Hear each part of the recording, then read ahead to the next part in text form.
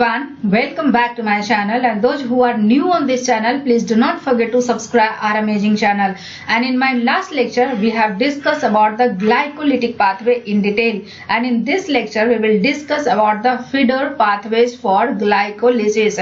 But before starting the lecture, this is about me. I am Dr. Manisha Sinha, PhD from Jawaharlal Nehru University, New Delhi in plant microbe interaction. I have qualified CSIR, UGC, NET, JRF. Apart from that, I have qualified various national level entrance exam at BSc, MSc and PhD level. I have 8+ year research experience in biological sciences, 4+ year teaching experience and published couple of international research paper. Now let's start the lecture, and the topic is feeder pathways for glycolysis.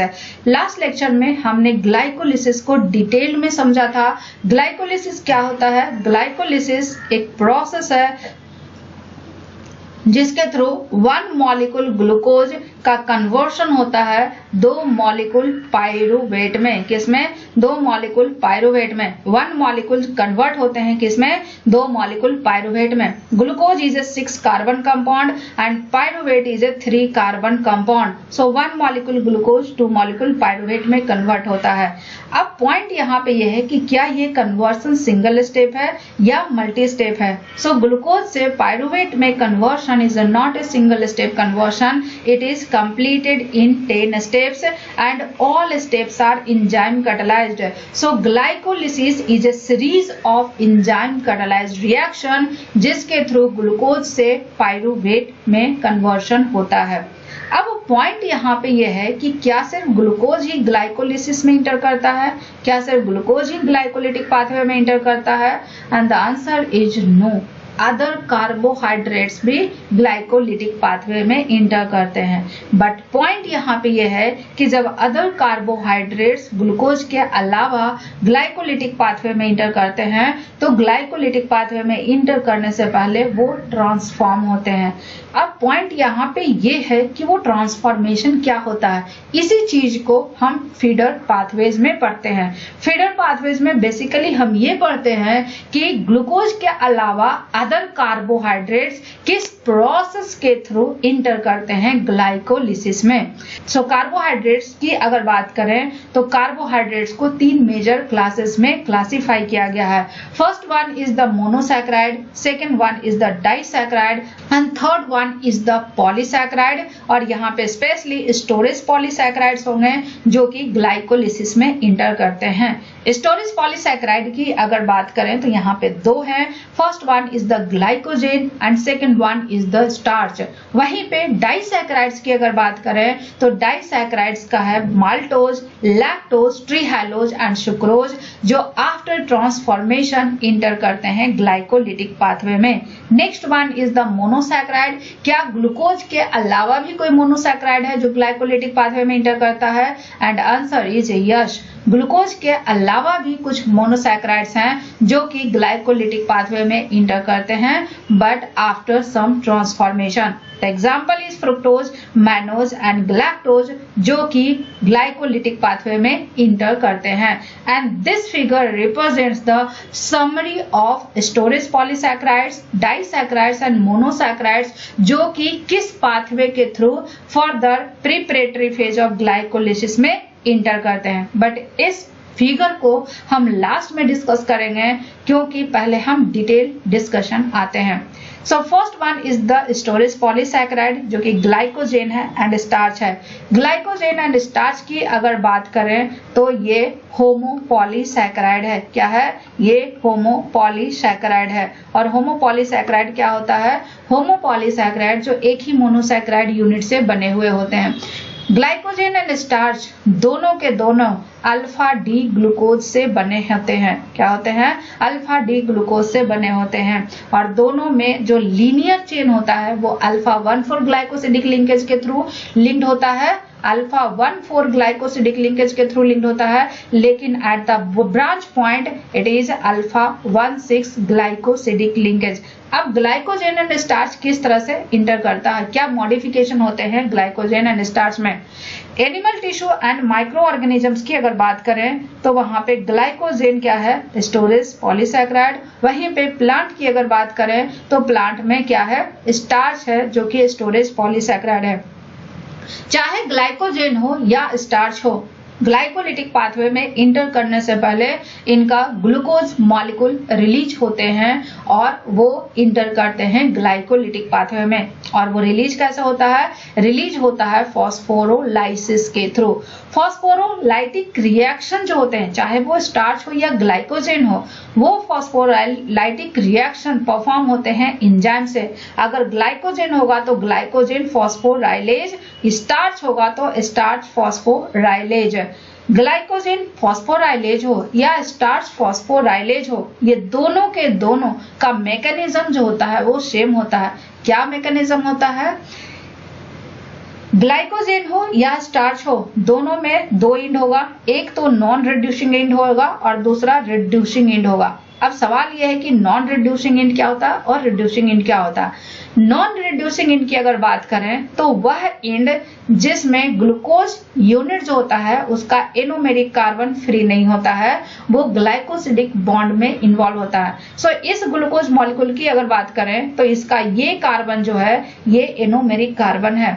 अब इस anomeric carbon की अगर बात करें तो ये alpha 1,4 glycosidic linkage में involve है। वहीं पे इस ग्लूकोज मॉलिक्यूल की अगर बात करें तो इसका भी एनोमेरिक कार्बन इन्वॉल्व है। सो this is the non reducing and. Non reducing and वह एंड होता है जहां पे एनोमेरिक कार्बन फ्री नहीं होता है।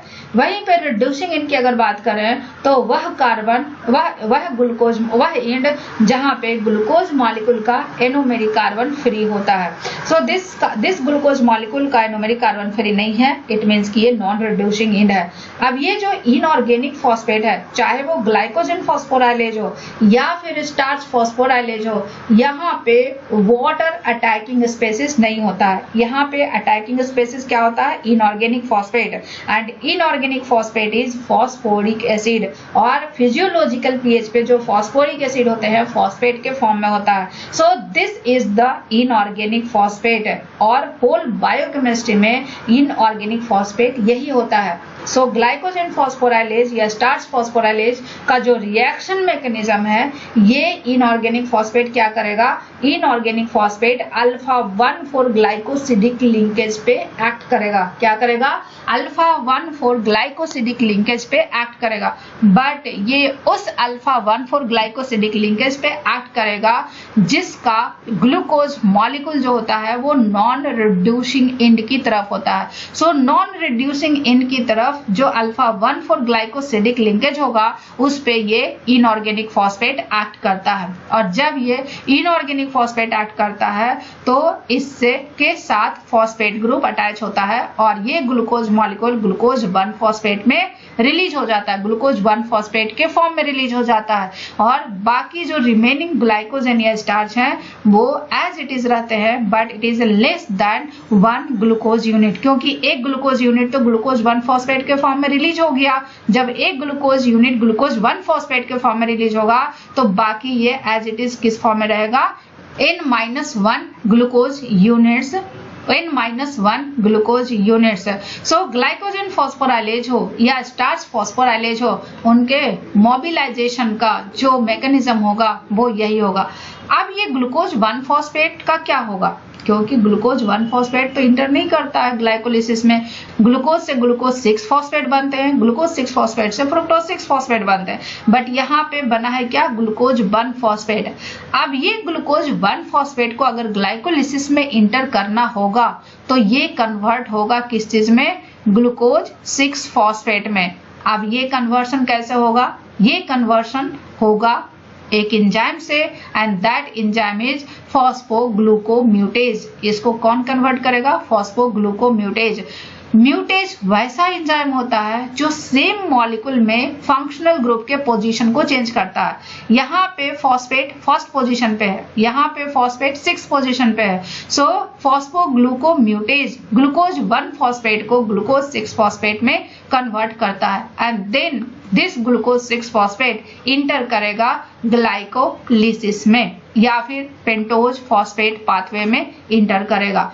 फॉस्फोग्लूकोम्यूटेज की अगर बात करें रिएक्शन मैकेनिज्म की, तो इनका रिएक्शन मैकेनिज्म सेम होता है एज फॉस्फोग्लिसरेट म्यूटेज। और इसका मैकेनिज्म क्या होता है, इसके एक्टिव साइट पे क्या होता है, हिस्टिडीन रेजिड्यू। सो पहले हिस्टिडीन रेजिड्यू क्या होगा, फॉस्फोराइलेटेड होगा। जब ये फॉस्फोराइलेटेड हो जाएगा तो ये क्या करेगा, ग्लूकोज के 6 पोजीशन पे क्या करेगा, फॉस्फोराइलेट करेगा। जैसे ही 6 पे फॉस्फोराइलेट होगा, फर्स्ट पे जो फॉस्फोराइलेट है वो हिस्टिडीन पे फॉस्फोराइलेट ग्रुप ट्रांसफर हो जाएगा।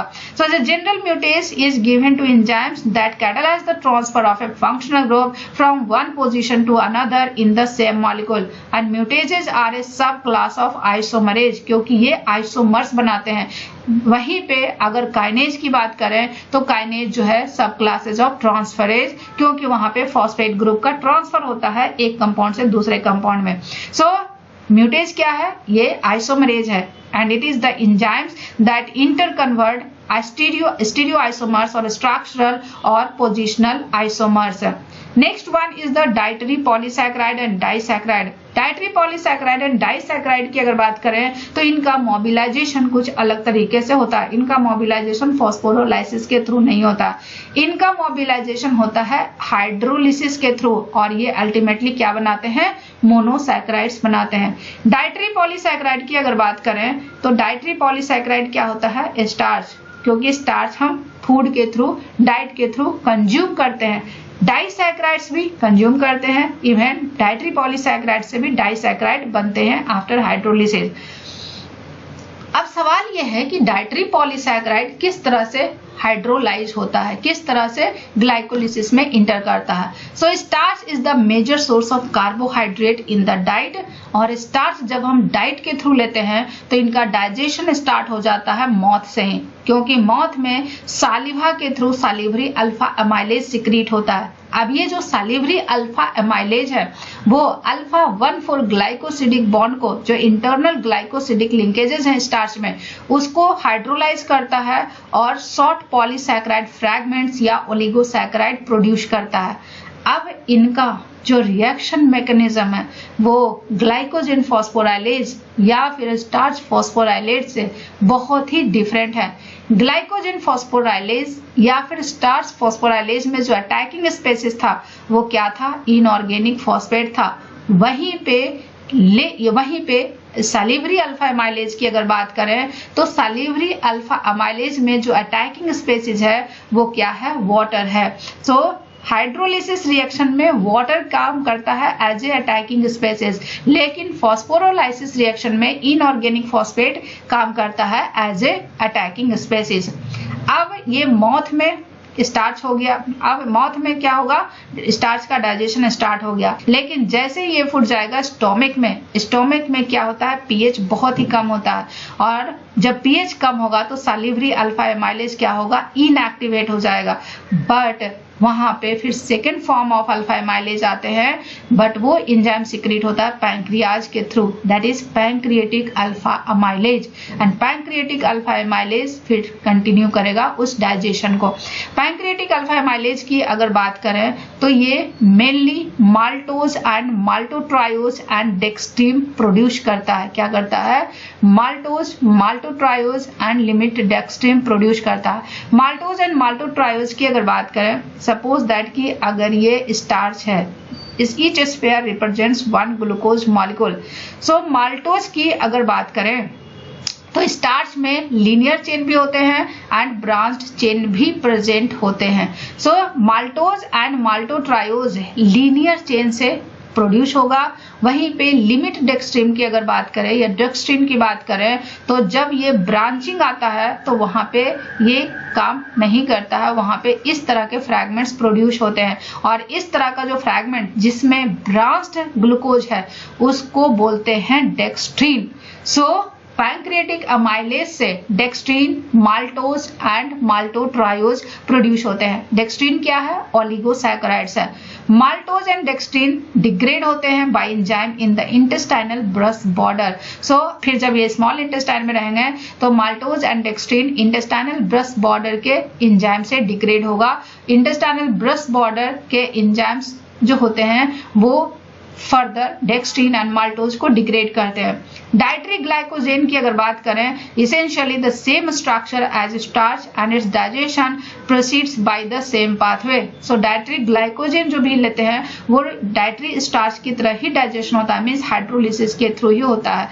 अब ये जो डाइसैकेराइड्स रिलीज होता है, डेक्स्ट्रीन इज ओलिगोसैकेराइड। ओलिगोसैकेराइड की जब हाइड्रोलिसिस होती है in the presence of enzyme dextrinase तो ये n number of D glucose release करते हैं। Maltose is a disaccharide, maltase के प्रेजेंस में हाइड्रोलाइज होता है और 2 मॉलिक्यूल डी ग्लूकोज रिलीज करता है। लैक्टोज की अगर बात करें तो लैक्टेज के प्रेजेंस में इनका हाइड्रोलिसिस होता है and D galactose and D glucose release करता है। सुक्रोज की अगर बात करें तो यहाँ पे एंजाइम सुक्रेज है और यहाँ पे डाइसैकेराइड रिलीज होता है, D fructose and D glucose. वहीं पे ट्रिहाइलोज की अगर बात करें तो trehalose is also disaccharide but it's a non-reducing disaccharide. Sucrose and trehalose both are non-reducing disaccharide और ट्रीहाइलेज के प्रेजेंस में ये 2 मॉलिक्यूल डी ग्लूकोज देता है। सो अल्टीमेटली डाइसैकेराइड्स किस चीज में कन्वर्ट हो गया? मोनोसैकेराइड्स में कन्वर्ट हो गया। अब ये मोनोसैकेराइड्स कहाँ इंटर करेगा? ये मोनोसैकेराइड्स इंटर करेगा इंटेस्टाइनल एपिथेलियल सेल्स में। कहाँ पे इंटर करेगा? इंटेस्टाइनल एपिथेलियल सेल्स में इंटर करेगा। इंटेस्टाइनल एपिथेलियल सेल्स में फिर ये ब्लड के थ्रू वेरियस टिश्यूज में जाएंगे। कहाँ जाएंगे? फिर ये ब्लड में जाएंगे एंड ब्लड के थ्रू वेरियस टिश्यूज में जाएंगे जहां पे इनकी रिक्वायरमेंट है। अगर ग्लाइकोलिटिक पाथवे में इंटर करना है तो ग्लाइकोलिटिक पाथवे में इंटर करेगा, अगर पेंटोज फॉस्फेट पाथवे में इंटर करना है तो पेंटोज फॉस्फेट पाथवे में इंटर होगा। नेक्स्ट एक इंपॉर्टेंट टर्म है लैक्टोज इंटॉलरेंस। लैक्टोज इंटॉलरेंस क्या होता है?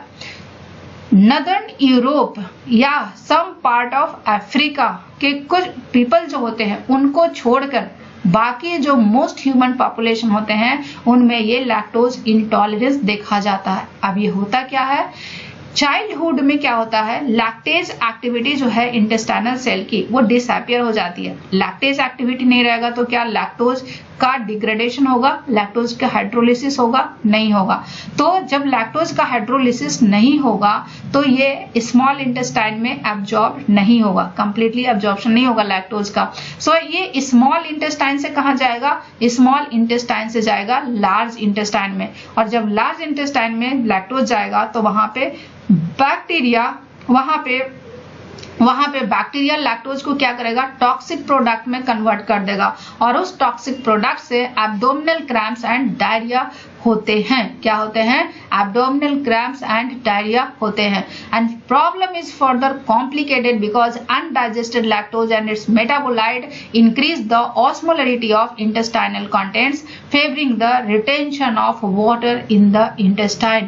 In most part of the world where lactose intolerance is prevalent, milk is not used as a food by adult, although milk products pre-digested with lactase are commercially available in some country. In certain human disorders, all of the intestinal disaccharides are missing. In these cases, digestive disturbances triggered by dietary disaccharides can sometimes be minimized by controlled diet. अब सवाल यह है कि monosaccharides other monosaccharides glycolytic pathway में inter कैसे करेंगे? Other monosaccharides की अगर बात करें तो पहले आते हैं फ्रुक्टोज पे। फ्रुक्टोज कैसे इंटर करेगा? फ्रुक्टोज की अगर बात करें तो फ्रुक्टोज का क्या होगा? फॉस्फोराइलेशन। एंड फ्रुक्टोज का जो फॉस्फोराइलेशन होता है वो हेक्सोकाइनेज एंजाइम के थ्रू कैटालाइज किया जाता है। फॉस्फोराइलेशन में क्या होता है? एटीपी से फॉस्फेट ग्रुप ट्रांसफर होता है और ये क्या बनाएगा? Fructose 6 phosphate. और ये फ्रुक्टोज 6 फॉस्फेट क्या करेगा? इंटर करेगा ग्लाइकोलिसिस में। फ्रुक्टोज 1 फॉस्फेट की अगर बात करें तो फ्रुक्टोज 1 फॉस्फेट क्लीव होता है डाइहाइड्रोक्सीएसीटोन फॉस्फेट एंड ग्लिसरॉल्डिहाइड में, and enzyme is fructose 1 phosphate aldolase. Dihydroxyacetone phosphate तो कन्वर्ट हो जाएगा किस चीज में? ग्लिसरॉल्डिहाइड 3 फॉस्फेट में। किस चीज में? ग्लिसरॉल्डिहाइड 3 फॉस्फेट में। और ये ग्लिसरॉल्डिहाइड 3 फॉस्फेट कहाँ इंटर करेगा? ग्लाइकोलिसिस में। कहाँ इंटर करेगा? ग्लाइकोलिसिस में इंटर करेगा।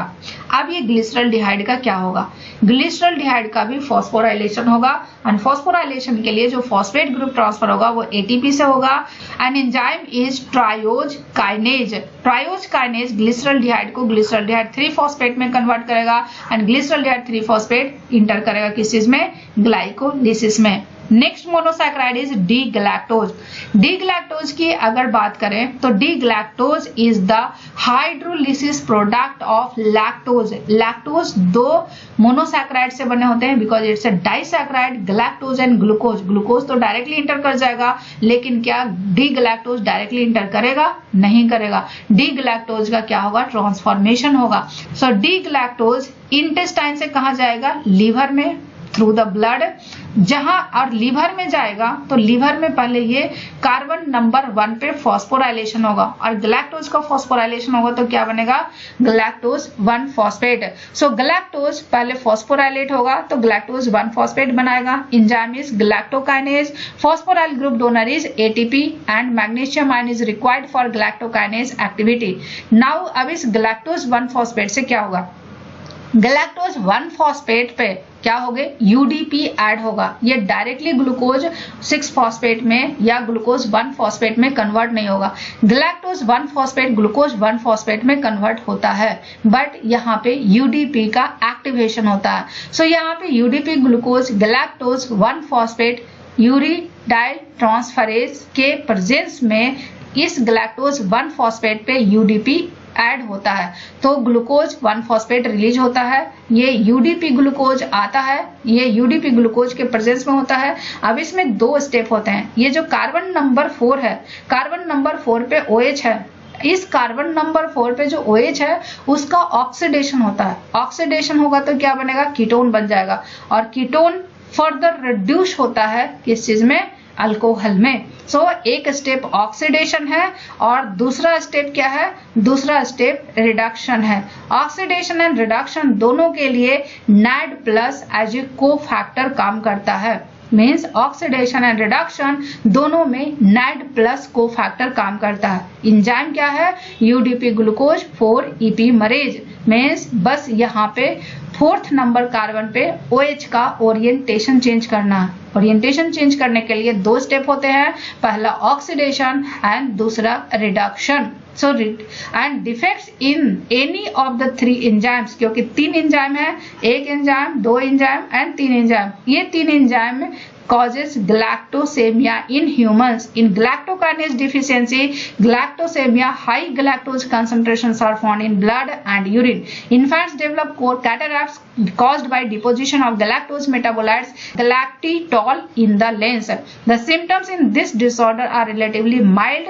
Strict limitation of galactose in the diet greatly diminishes their severity. Transferase deficiency galactosemia is more serious. It is characterized by poor growth in children, speech abnormality, mental deficiency and liver damage that may fatal even when galactose is withheld from the diet. Epimerase deficiency galactosemia leads to similar symptoms but less severe when dietary galactose is carefully controlled.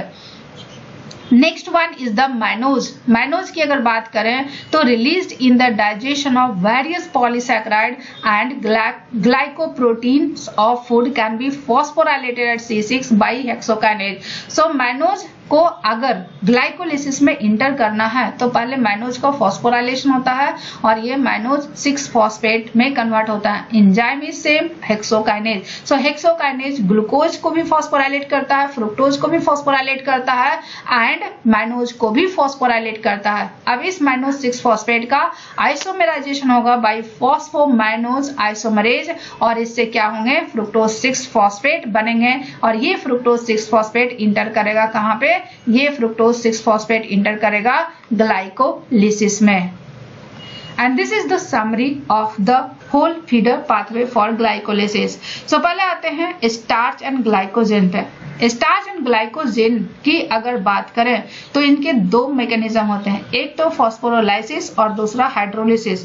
जो dietary starch and glycogen है वो hydrolysis के through mobilise होता है, लेकिन जो stored है वो फॉस्फोरोलाइसिस के थ्रू मोबिलाइज होता है। तो पहले हम समझते हैं फॉस्फोरोलाइसिस। फॉस्फोरोलाइसिस में जो अटैकिंग स्पीसीज होगा वो क्या होगा, इनऑर्गेनिक फॉस्फेट होगा, और ये क्या बनाएगा, ग्लूकोज 1 फॉस्फेट बनाएगा। ग्लूकोज 1 फॉस्फेट म्यूटेज के प्रेजेंस में ग्लूकोज 6 फॉस्फेट बनेंगे। ग्लूकोज 6 फॉस्फेट से फ्रुक्टोज 6 फॉस्फेट, फ्रुक्टोज 6 फॉस्फेट से fructose 1,6 phosphate, and then further ये ग्लाइकोलिटिक पाथवे में इंटर करेगा। Next one is the hydrolysis. Glycogen and starch अगर डाइटरी है तो हाइड्रोलिसिस के थ्रू क्या बनेगा, डी ग्लूकोज, और ये हेक्सोकाइनेज के थ्रू ग्लूकोज 6 फॉस्फेट बनाएगा और वो इंटर कर जाएगा कहां पे, ग्लाइकोलिसिस में। लैक्टोज की अगर बात करें तो लैक्टोज की अगर बात करें तो ये डाइसैकराइड है, ये ग्लूकोज भी देता है एंड ग्लैक्टोज देता है आफ्टर हाइड्रोलिसिस। ग्लूकोज हेक्सोकाइनेज के प्रेजेंस में इंटर करेगा ग्लाइकोलिसिस में। वहीं पे डी ग्लैक्टोज की अगर बात करें तो डी ग्लैक्टोज पहले यूडीपी ग्लैक्टोज बनाएगा, देन यूडीपी ग्लूकोज बनाएगा, और यूडीपी ग्लूकोज से ग्लूकोज 1 फॉस्फेट बनेगा, और ग्लूकोज 1 फॉस्फेट ग्लूकोज 6 फॉस्फेट में कन्वर्ट होगा और फर्दर ग्लाइकोलिसिस में इंटर करेगा। वहीं पे ट्रीहेलोज की अगर बात करें तो trehalose is a disaccharide of D glucose. So जैसे ही ग्लूकोज बनेगा वो ग्लाइकोलिसिस में इंटर कर जाएगा। सुक्रोज की अगर बात करें तो ग्लूकोज एंड फ्रुक्टोज का डाइसैकराइड है, ग्लूकोज ग्लाइकोलिसिस में इंटर करेगा। फ्रुक्टोज की अगर बात करें तो फ्रुक्टोज भी हेक्सोकाइनेज से फॉस्फोराइलेशन के थ्रू फ्रुक्टोज 6 फॉस्फेट बनाएगा और वो ग्लाइकोलिसिस में इंटर करेगा। इसके अलावा फ्रुक्टोज फ्रुक्टोकाइनेज के प्रेजेंस में फ्रुक्टोज 1 फॉस्फेट बनाएगा। फ्रुक्टोज 1 फॉस्फेट स्प्लिट हो जाएगा ग्लिसरॉल्डिहाइड एंड डाइहाइड्रोक्सीएसीटोन फॉस्फेट में।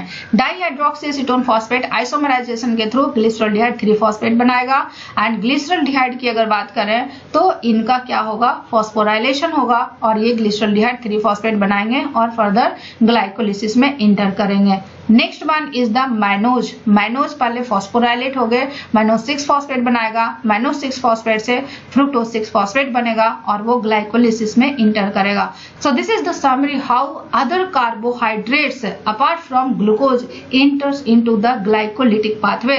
सो फीडर पाथवे में हम क्या पढ़ते हैं, फीडर पाथवे में हम ये पढ़ते हैं कि ग्लाइकोलिसिस के अलावा जो अदर कार्बोहाइड्रेट मॉलिक्यूल हैं वो ग्लाइकोलिटिक पाथवे में इंटर करने से पहले उनमें क्या क्या ट्रांसफॉर्मेशन होते हैं। So this is all about feeder pathway for glycolysis, and in my next lecture I will discuss about the fate of pyruvate under anaerobic condition, that is fermentation. So stay tuned for this lecture, and if you have any doubt and query, please let me comment in the comment section, and please do not forget to subscribe our amazing channel.